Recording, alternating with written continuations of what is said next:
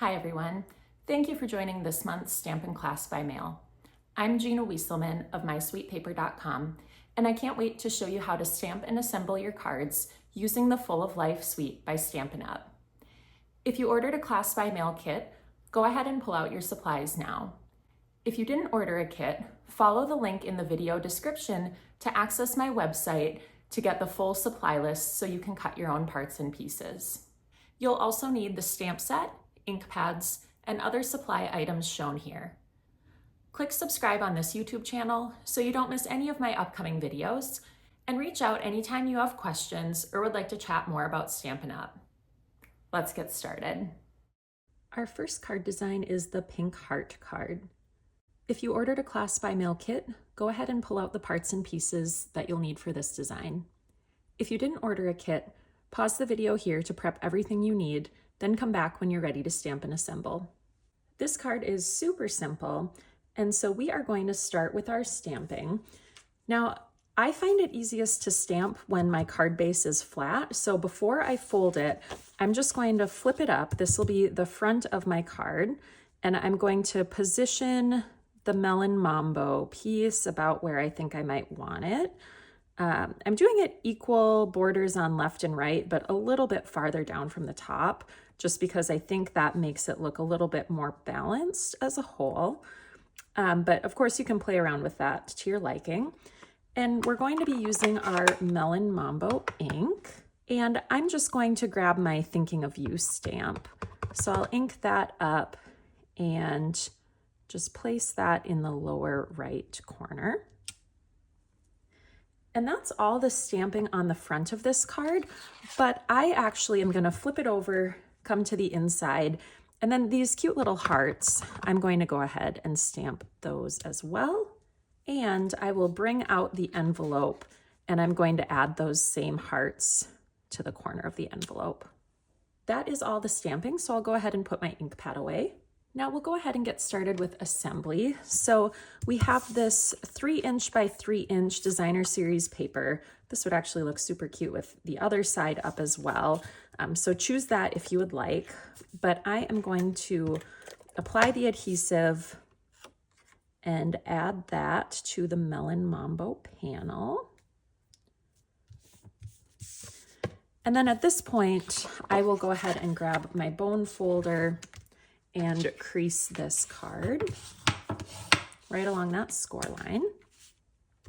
And then I'll add this panel with the Melon Mambo and designer series paper to the front. And you can choose, I guess, which direction you want. I don't know that it really matters that much. Get that positioned. Okay.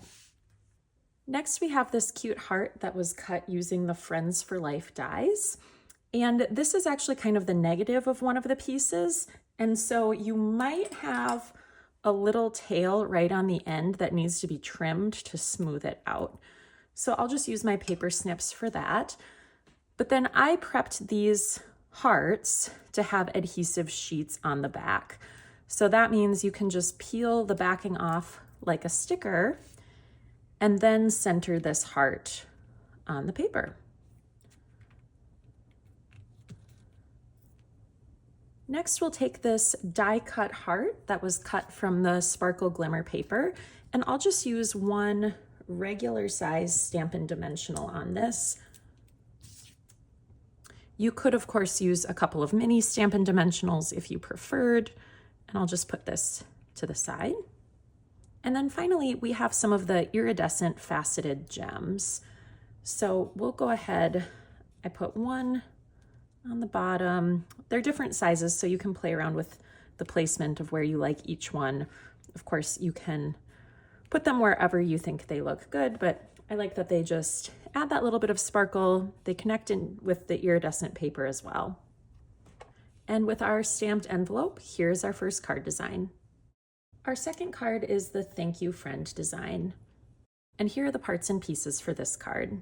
I will quickly note that this tiny little piece for the eye is very small, so be careful, make sure you don't lose track of that. Once again, we are going to start with our stamping. This time I will bring out my Blueberry Bushel ink pad. And for placement here, I'm going to bring out this piece of basic white. Okay, just making sure I have the right side. And I'm going to position the word friend, the kind of background piece, the green, like so that I know where to place my stamp. Now, I will note, I'm going to use thank you. I need thank you cards all the time, but there are plenty of different greeting options. So you could, do love you friend, miss you friend, whatever you want that can fit in there. I think actually even that happy birthday might squeeze right there. Let me see, I'll pull that out.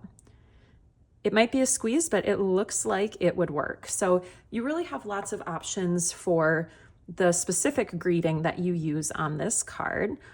But like I said, I need thank you cards all the time. So I'm just going to stamp that. And that's all my stamping. If you want something on the envelope or inside, feel free to do that now. All right, so let's go ahead and start with our assembly. I'm going to go ahead and start with our stamped basic white panel and get that adhered to our lemon lime twist backing. And I'm just using regular Stampin' Seal for that. Okay. Then for the friend, I am going to be using my mini glue dots. So I'll just pull those out. And you don't need a ton of glue dots to secure this. So I'm just going to put, let's see, they're right here. Maybe 4 or 5 of the glue dots just across these letters. I'll do one more. And they are very sticky, so even though the glue is kind of just across the center there, I didn't have any problems with this sticking. So I'll go ahead and take that and get it positioned.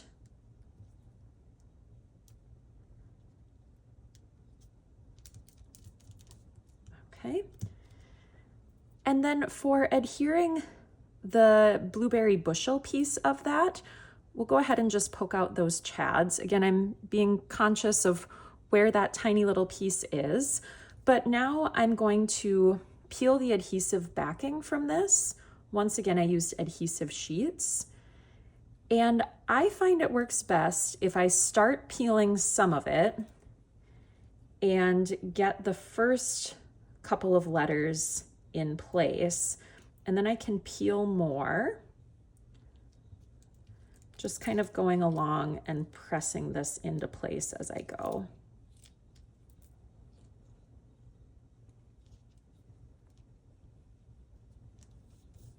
Okay, I just love that contrast of the Blueberry Bushel on the lemon lime twist. And now that I've been so careful to keep track of this tiny little piece of the eye, I'm going to go ahead and do my best to get that in place. So I'll start by peeling off the back. I will note the Take Your Pick tool is really helpful here, including because it has this putty side. Let me get some fresh putty on here, but I should be able to just pick this up. And now I'm not holding it with my hand, and I can position this piece. Okay, that's probably the hardest part of this card. So now that we have this ready, we have all of the main pieces of our card ready to go, and I'm going to go ahead and pull out the card base. I'll grab my bone folder and give that a nice crisp fold. And then I'm going to layer up from the bottom. So I'll start with the lemon lime twist piece that's going to go along the left side. And position that maybe somewhere around a ½ inch from the left of the card. And I sometimes cut these too long on purpose just to make sure that everything can line up exactly so. So I'll use my paper snips to trim that. And then I'll take my designer series paper and run that across as well. Now I'll note the colors vary pretty drastically on these. We see more of the greens and yellows and oranges here. The other sample had more blues and reds in it. But I tested this design with lots of different kind of color emphases. And the beautiful thing is it really seems to work with whichever colors. So you can play around with, you know, how the sheet is placed a little bit in terms of, do you want the orange here? Do you want to flip it around, etc. But I think it looks good anyway. And then I'll just go ahead and trim that. Now I also included with your kit one of the larger pieces or the DSP with larger squares on it, because I thought this would look really great kind of just running across the inside of the card. So you can decide how you want it to go.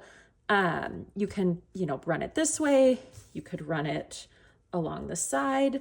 But as I was placing it up here, I noticed I can almost get full squares on. So I'm just going to trim that and trim one square off of it. And then I'm not going to press it up against the edges. I'm just going to position it at the top. So there is a little bit of border around it. But I think I like how that looks. And it just gives a little something for the inside of the card as well. Again, that was in your kit. If you aren't interested, you can take that off. Maybe you want to stamp something inside instead. Next, let's grab some Stampin' dimensionals. I'll use 5 of them for this panel. Just peel off the release paper.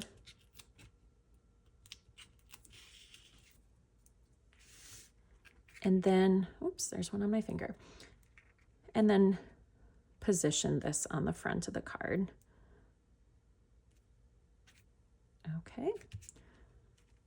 Last but not least, our little embellishment here. I included 2 of the opal rounds, and I thought they really complemented the blueberry bushel nicely and just added a little bit something in this corner that otherwise felt a little bit empty to me. All right, and there is our second card design. Our third card design is our birthday circles card. And here are the parts and pieces for this design. All right, let's go ahead and get started once again with our stamping. This is the Petunia Pop ink pad. And for this card, I'm going to use my happy birthday stamp. Again, like thank yous, happy birthday cards are one of the most common that I use. So I can always use some more of these. But in case happy birthdays aren't what you need, of course, feel free to customize. I did test it with Thinking of You, which fit just fine on this little die cut piece, which was die cut using the Spotlight on Nature dies. So feel free to use that greeting as well if you prefer. And that's all of our stamping, unless you want to put something on the inside or the envelope of the card. Now let's go ahead and assemble. So we'll take out our thick basic white card base and our bone folder and just give that a nice crease. And then I'm going to take this Petunia Pop sheet that was embossed using our Dashing Designs 3D embossing folder. And I want to get that secured to the card base right away.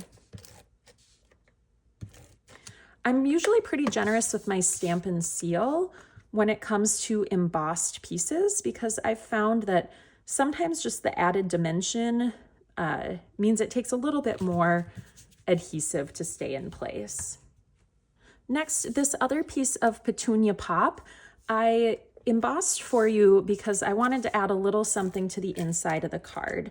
So I'm going to put this in right away as well. And I'm just going to line that up from top to bottom and pretty close to the left side of the card so that there's still plenty of space to write your greeting. And then this may be cut a little long, so go ahead and trim if needed. There, I just think that looks more polished and finished on the inside. Next, we are going to use our 2 circles cut with the Stylish Shapes dies. And you'll notice the color scheme can be pretty drastically different on these. On the sample here, The more solid one is more of the pinks and purples, and the spotted one is blues, and that is pretty much directly reversed here. So you can play around with how you want these pieces positioned. I think I like having a little bit more of the blue up here. So maybe I'll go with that. So I'm going to put this one down first. Again, just using my Stampin' seal.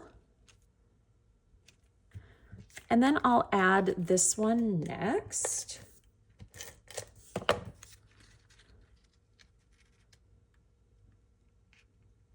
Maybe about like that.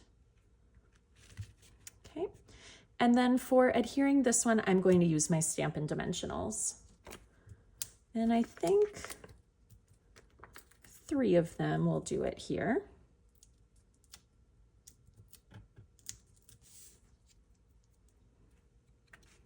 So we'll just pop that up. Next, we'll go ahead and add this bow. And this uses the iridescent striped trim. Of course, if you ordered a class by mail kit, the bow is tied for you and ready to go. And I'll just use one of my mini glue dots for that. And I positioned it on the corner here, just off the greeting panel. Of course, if you need to trim the ends at all, even those out or clean them up, go ahead and do that. And then our last embellishment is, again, these iridescent faceted gems. So once again, you have 2 different sizes. I might put the big one at the top here, and then the 2 small ones kind of to the side and the bottom. And there is our 3rd card design.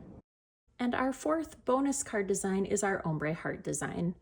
Here are the parts and pieces for this card. Now, per usual, we will start with stamping. This time we're going back to our blueberry bushel ink pad. And once again, you have a lot of choices here. I made the sample using the love you greeting, but I purposely cut this strip to be long so that a variety of the greetings from the stamp set would fit. But I'm gonna go ahead and stick with love you. If you're finding it hard to stamp on white paper on a white background, I find it very helpful just to bring in a darker piece of cardstock, because now I can see a little bit more clearly kind of where that paper is, where that target is. And then for the inside of this card, I thought it would be a little bit fun to add some of these kind of paint splotches as well. So I'm just gonna grab a little scratch paper here and place it behind the card base. I'm gonna ink this up using my blueberry bushel, and I'm gonna stamp 3 times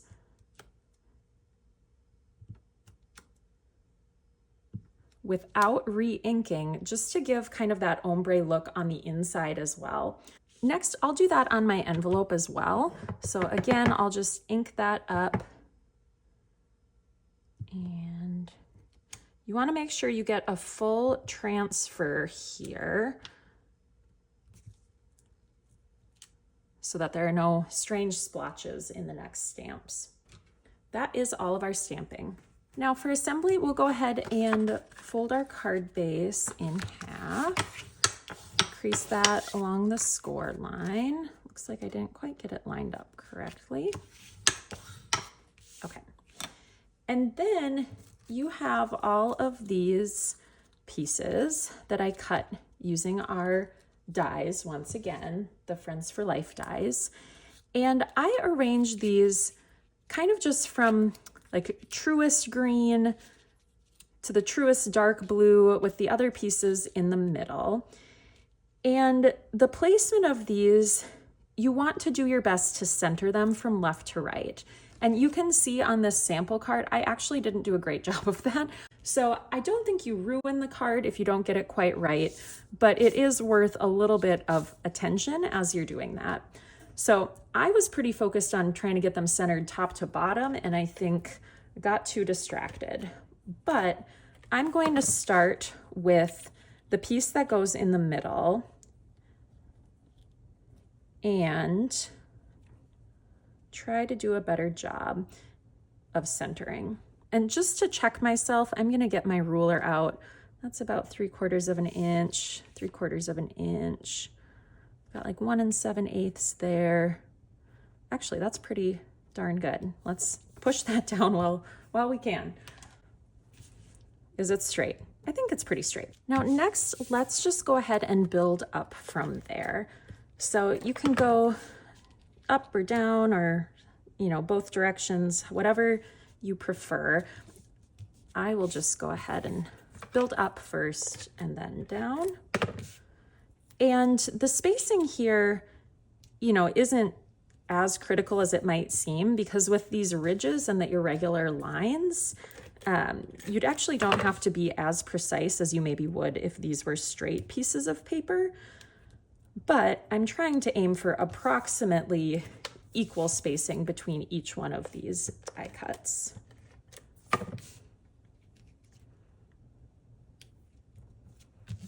Okay, now we will go ahead and take this heart piece out.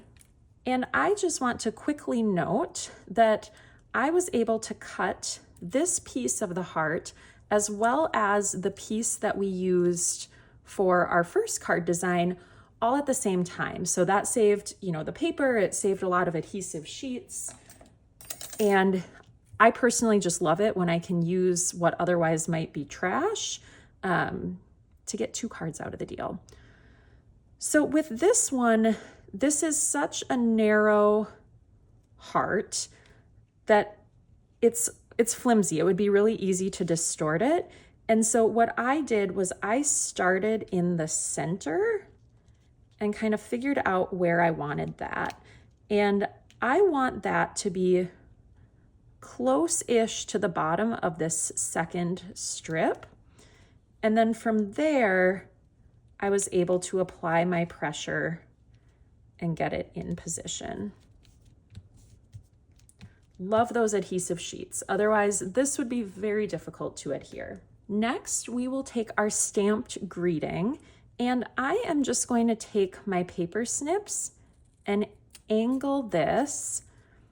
If you want to be precise, like I usually do, after I cut that first piece off, I'll use it as a pattern for the second so that I end up with the same angle. Of course, you might not care as much as I do, in which case, excellent. But by cutting it like that, I left you with a lot of flexibility for which greeting you used here. And of course, you could keep it whole as well and keep it just rectangular.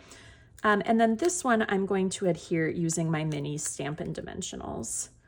2 would probably be enough, but I'll throw a third one in for good measure.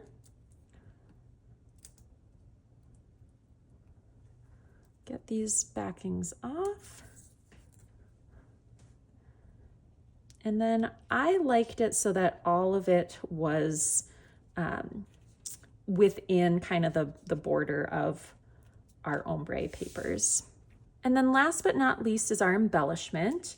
We're going to be using the clear ribboned adhesive backed dots. They also come in the pecan pie color. These are an older item, but I had them around and I thought they looked really great. So you will get 2 of one size and 1 of the other. And I want to make sure the 2 that are the different sizes go up here. So I'll start with those. I'll maybe put the big one on the inside and one of the little ones out here. And then the third one on the bottom.